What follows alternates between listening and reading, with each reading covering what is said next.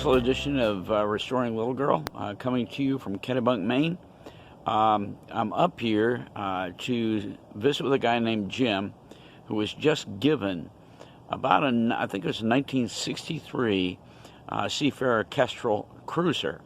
Mine is a day sailor with a big cockpit and a small cabin. His is a smaller cockpit and a bigger cabin.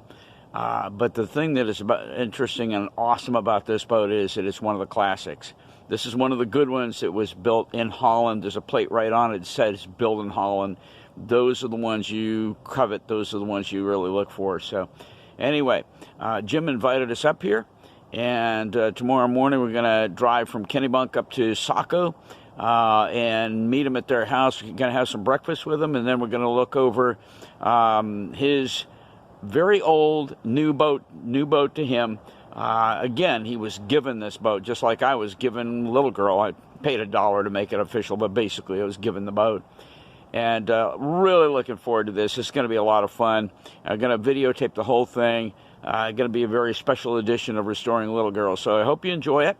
And we look forward to making the trip up there tomorrow morning. And should be very educational as we get a chance to look at one of the real old classics of the Seafarer Kestrel line. And looking forward to it. We'll see you in the morning. So we are now up in Saco, Maine, and we are finally up at Jim Molleur's house, and going to be shooting this new section of a special edition of Restoring Little Girl. And so I'm going to turn this around, let Jim tell you about the boat, and I love this thing. I love this thing. You're going to enjoy this. I'm Jim Molleur, and this is my sailboat, a Kestrel that I was given to me probably about a month ago. I had taken my previous sailboat. I had a little wooden sailboat that needed some repairs. It was leaking. I took it to a local boatyard, Rumley's Boatyard, and to see what it would cost to go and fix it. And they said it would cost $5,000 or $6,000 for them to fix it. And so I said, we're not going to do that. I'm not going to put that kind of money into my old sailboat. So I had, as I was talking to him about different options, he said, well, instead of fixing your old sailboat, how about this one over here? Take a lot less work to get it in the water, and a much better sailboat. You could take it out in the ocean. And so it was all shrink wrapped. It had been shrink wrapped for like 5 years. Wow. Outside, and it was in that location outside because the previous owners had left it there for some repairs, decided that they wanted to go in a different direction. The boatyard took the boat as at the cost of the storage, basically, and it had just been sitting in the yard, and it was waiting for someone to take it over. So I'm the lucky person who got to take this boat home. Now, the one problem I had was I didn't have a way of getting it home. So I negotiated with the boatyard, and they had this old trailer, which was in not great shape, a yard trailer they called it, but I negotiated for the purchase of the yard trailer. And about a week or so ago, I hitched it up to my truck and managed to get it home, and it's parked here in my barn. So I'm looking forward to restoring what I think we're going to call Searenity now. Cool. So, and by the way, I take it you said your wife is the one who named it? She did, the obvious Seinfeld reference, but I like it also because it has a kind of a peaceful sort of feel to it. Yeah. And I'm hoping that we're going to have a lot of fun experiences out on the water, and not rough weather, but nice, serene, pleasant sailing. Okay. So I'll tell you what we're going to do now. Jim, thank you for all the input here. What we're going to do now is kind of do a walk around on the boat and tell me what your observations are so far. And let me just begin by saying I just told him that his teak right here, his teak tow rails, those, as at least this section of them that we're looking at, they're as good as my tow rails are after untold hours of stripping, sanding, and seatalling. So that's starting with a real good thing. Okay, so Jim, go ahead and tell me all about this. And by the way, we are in Saco, Maine. One of the guys asked about that on the Seafarer website this morning. Are you still in Maine? And yes, we are. So go ahead and tell me about the boat, what your observations are. Well, I mean, as you said, some of the woodwork looks like it's in pretty good shape. You know, some sanding and some minor restoration, not as much as you had, Randy, with your boat. If you look down on the bottom, one of the biggest projects that I think I'm going to face is how to address this problem with the keel. I don't know if this is just cosmetic rust from being outside for 5 years, or if it's symptomatic of a much more serious problem. So I'm going to have to research that a lot to figure out what to do.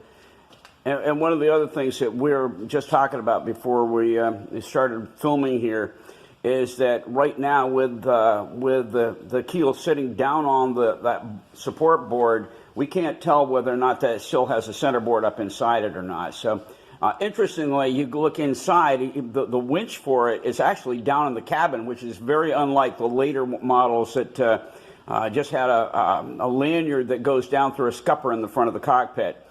So anyway, all right, so I'll tell you what, Jim, you want to go ahead and take us up, and let's go take a look up above. Wait a minute, before we do that, let's do one more thing here, because those of you who have been following my Seafarer know that in the back of the boat, there are Bombay doors where the motor comes down. So show them this, Jim. Just a moment. The ladies are leaving. Okay. 10:07. What time should we be back? 5 noon. Noon? Yeah, sounds good. Shortly after. So down here is like an opening that they had covered over, and when we look down from the top, you'll see there's an actual bracket that apparently can fill this hole full time, but it doesn't. It's not a Bombay door. It's just something that you sort of clamp on so that it can cover that hole. And that's where your motor would go? Right, that's where the motor would go. Now, the prior owners had obviously installed this for a motor on the back. I don't know why they did that. It could be that they wanted this area in the back of the boat for more storage. Yeah. Because when you get on the boat, you'll see that there's very little storage on in the lazarette. In the lazarette, there's literally no storage. Wow. Above, that you can down under the seats or anything. There's nothing. Okay. So that's probably what they were using that for. Okay. Well, this is interesting because, like I said, this again is another one of the things that marks this as a really early boat from my observation. And I've gotten a lot of looking at Kestrels, and pretty phenomenal. Really cool. Well, what's interesting also about this is they has a wooden boom and a wooden mast. Yeah.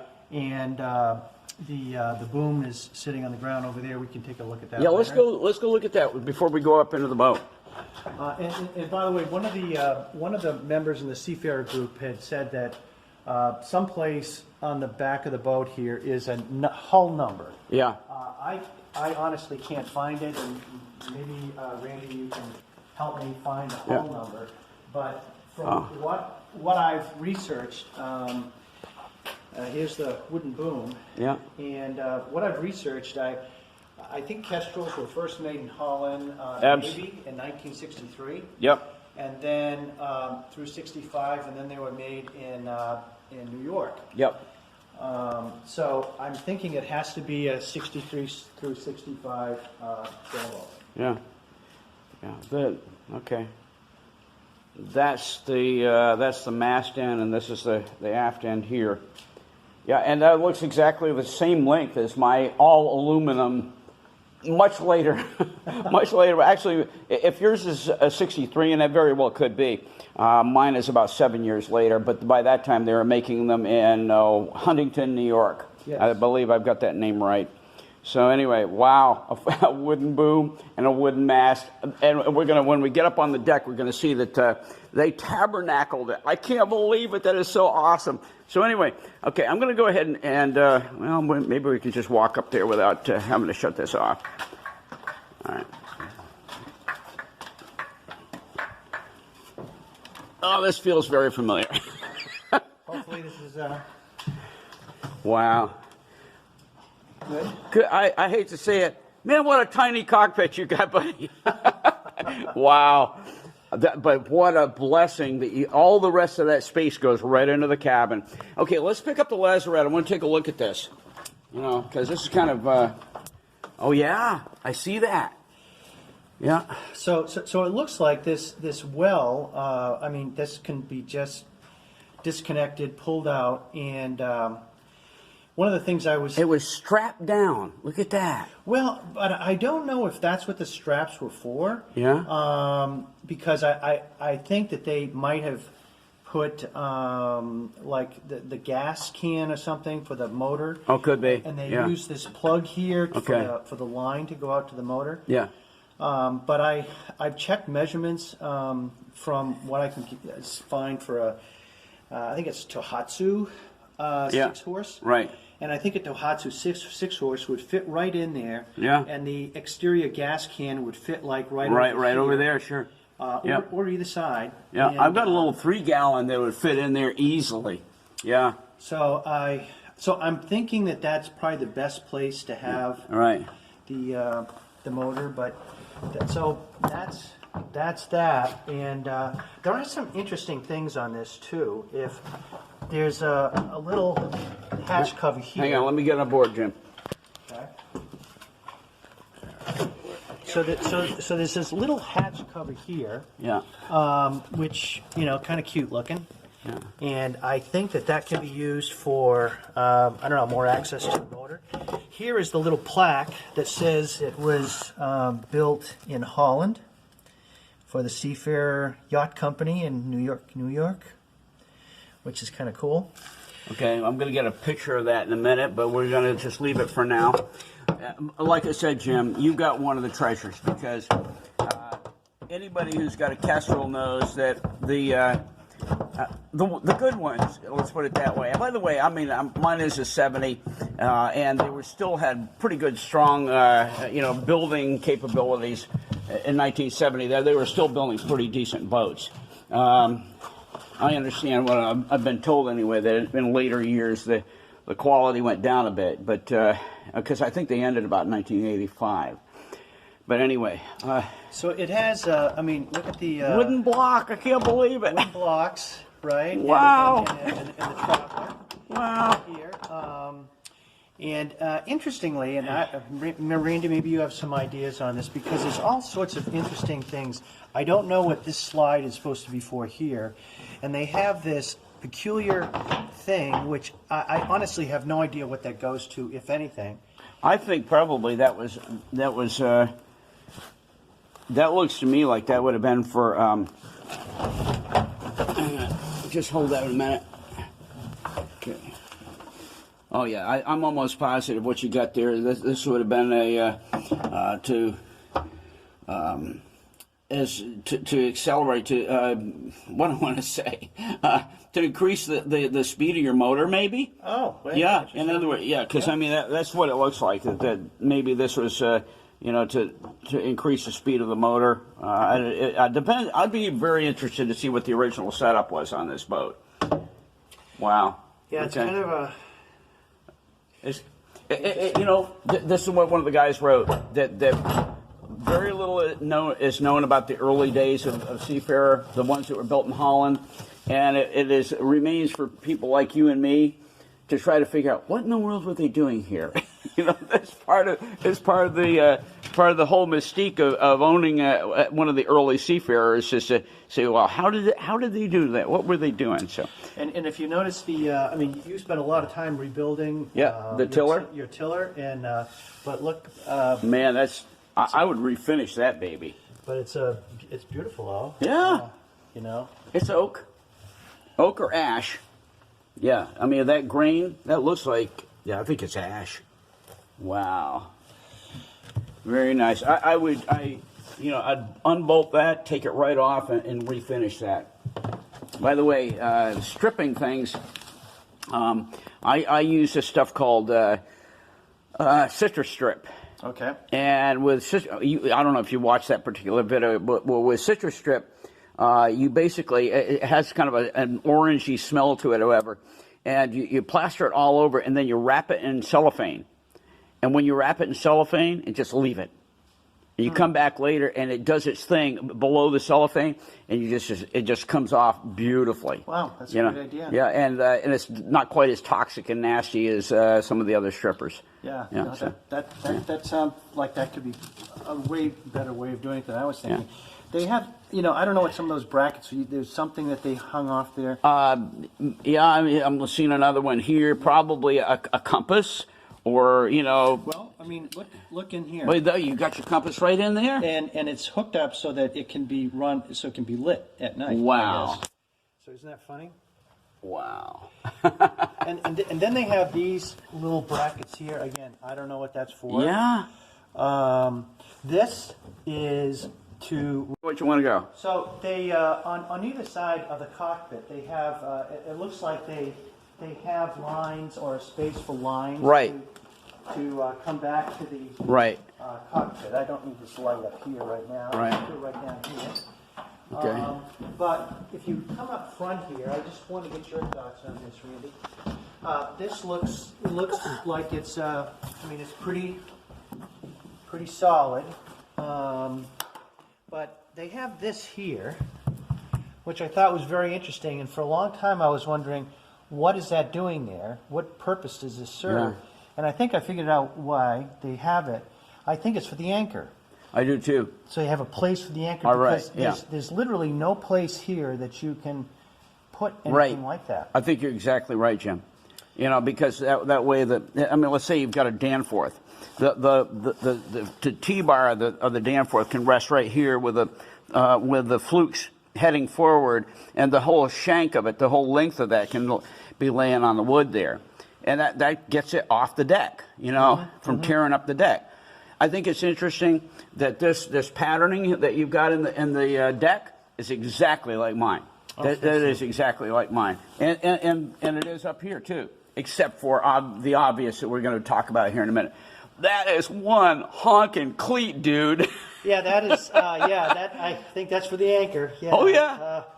Well, no, actually, I think that probably is a bow cleat. For in other words, when you tie up, you run it through your chocks up there. You got a chock on port and starboard up on the bow, and then you can just tie it off right there. Oh sure. Yep. Now anchor wise, yeah, maybe so.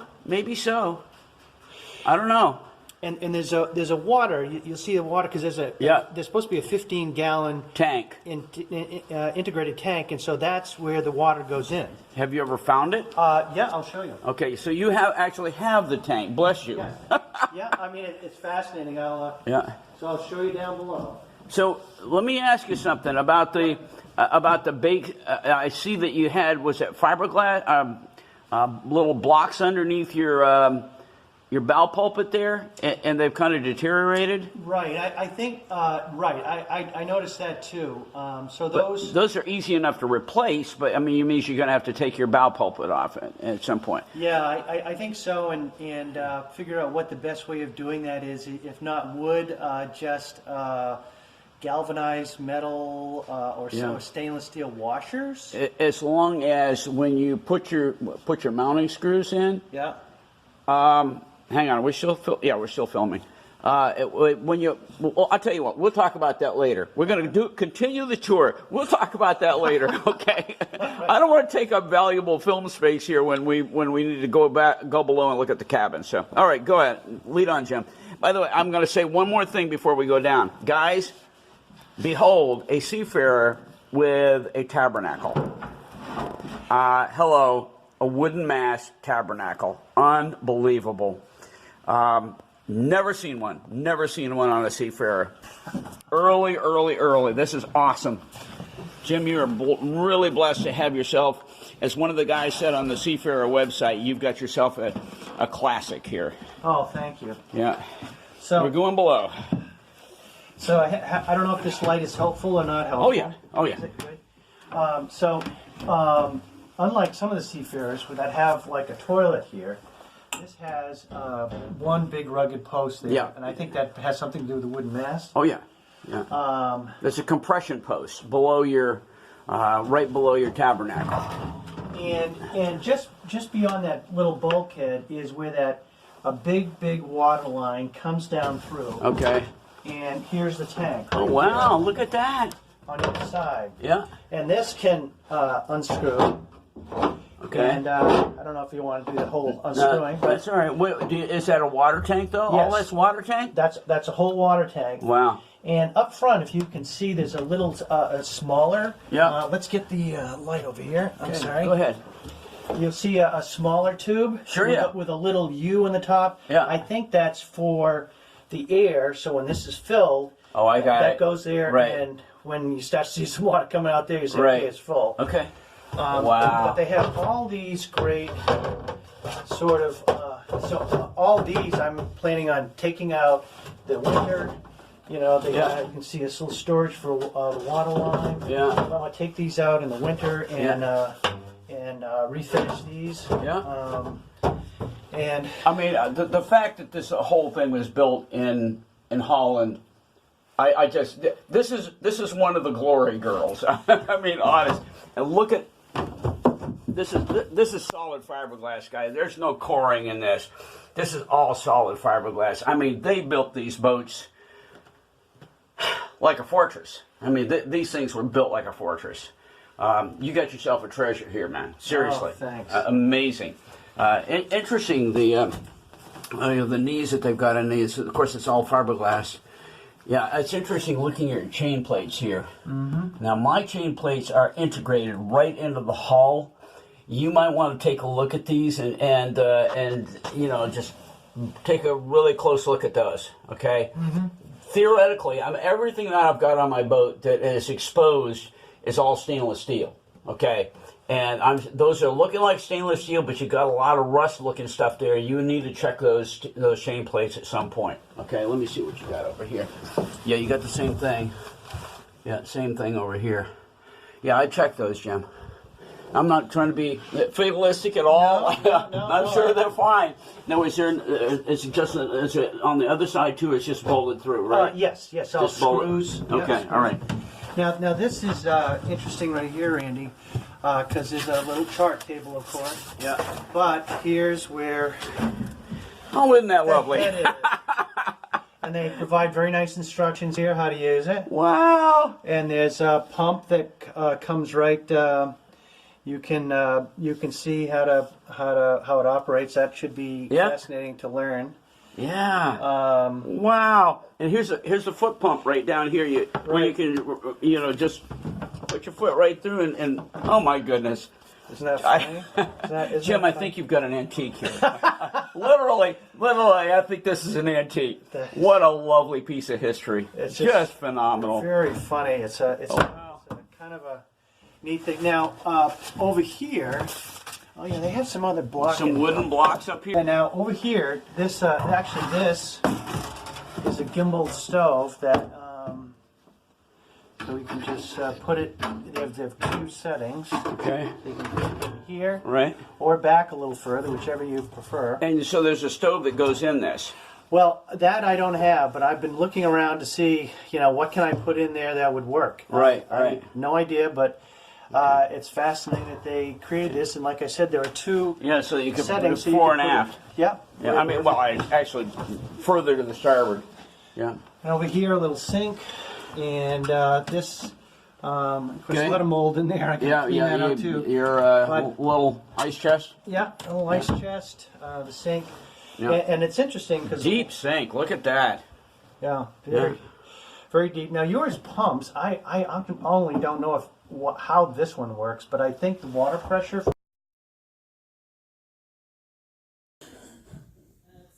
Okay, we're going. All right, Jim. we got totally messed up out there because my cell phone loaded up on space and your cell phone didn't work. So let's go ahead and talk about the wrap up here as far as your boat is concerned. One of the things that we were talking about back when we were so rudely interrupted by the phone running out was the whole setup as far as your electrical. You say you do have that very, very, very ancient electric box there. Have you done anything? Have you tried to tie a battery into it yet at all? I haven't, but that's one of the first projects I'm going to do after I bring in the wood and to start working on it. Yeah. I'm going to just put a battery in and just see what works and what doesn't. Okay. All right. And it's very similar to the same sort of very primitive electrical setup I had in my old boat. So okay. I should be able to figure it out. Yeah.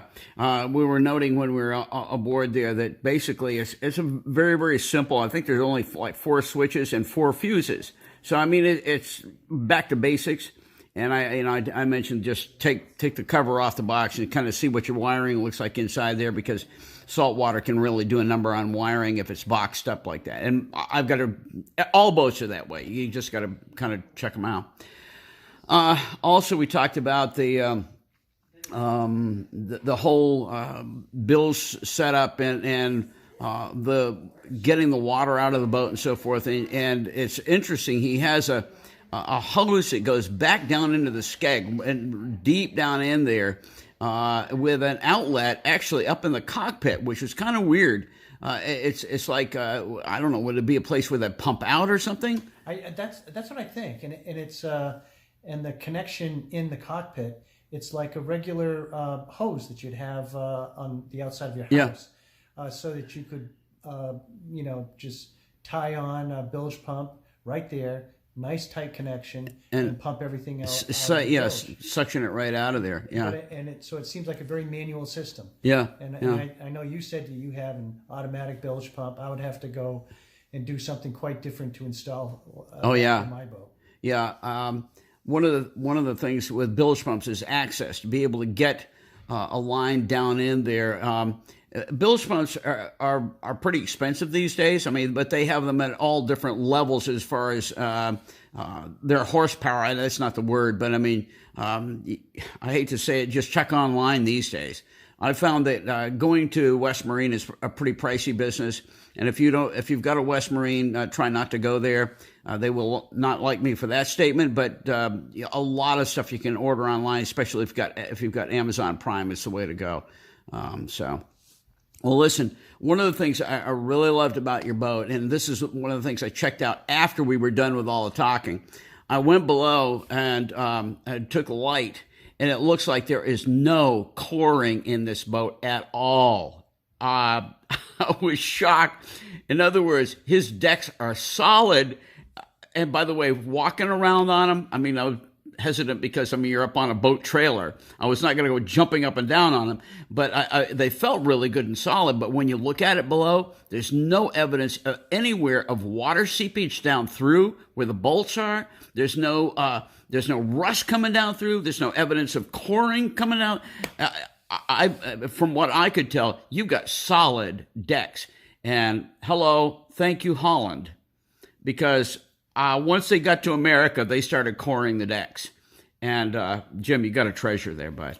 Well, thanks so much, and I appreciate you coming out and taking a look at it and helping me understand the what sort of projects I have coming up in the future.